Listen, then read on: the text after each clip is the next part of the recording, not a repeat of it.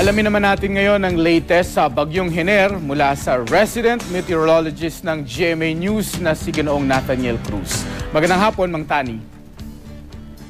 Magandang hapon, Mark. Patuloy na tinutumbok ng Bagyong Hener ang Taiwan at sa ngayon nga ay nakataas pa rin ang Public Storm Warning Signal number 2 sa probinsya ng Cagayan kasama ang Calayan Group of Islands, Babuyan Group of Islands at Batanes Group of Islands.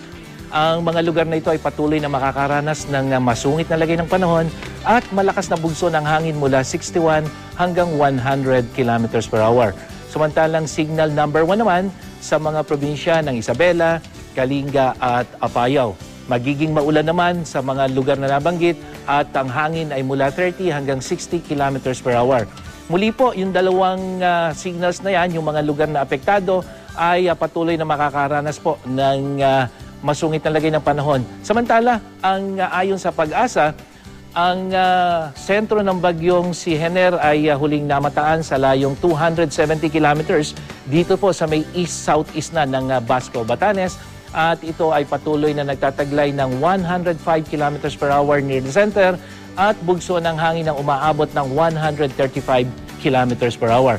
Ito ay patuloy na kumikilos pa north-northwest sa bilis na 11 kilometers per hour. Batay po sa datos na nakalap ng Weather Central, nananatili pa rin ang Bagyong Hener dito sa karagatan ng Philippine Sea at kung hindi magbabago ang galaw nito, ay hindi ito inaasahan na maglalandfall o tatama sa aninmang panig ng ating bansa.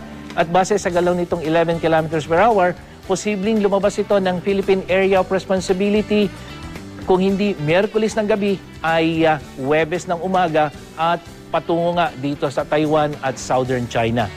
Patuloy namang pag-iigtingin nitong si Hener ang hanging habagat na magdadala ng pag-ulan sa malaking bahagi ng bansa, lalong-lalo na dito sa katimugang bahagi ng Luzon. May kalat-kalat namang pag-ulan ng mararanasan dito sa Visayas mula hapon hanggang gabi at isolated rain showers and thunderstorms naman dito po sa malaking bahagi ng Mindanao. At para naman sa mga maglalayag, magiging maalo naman ang eastern seaboards ng Luzon, Visayas at Mindanao at dito naman sa western seaboards din ng Luzon at Visayas. Kaya po paalala doon sa mga maglalayag, mapanganib po ang maglakbay sa mga karagatang ito. Ano man ang panahon, magplano, magsiguro, makibalita sa GMA Weather. Ako po si Nathaniel Cruz para sa I Am Ready, serbisyong totoo ng GMA News.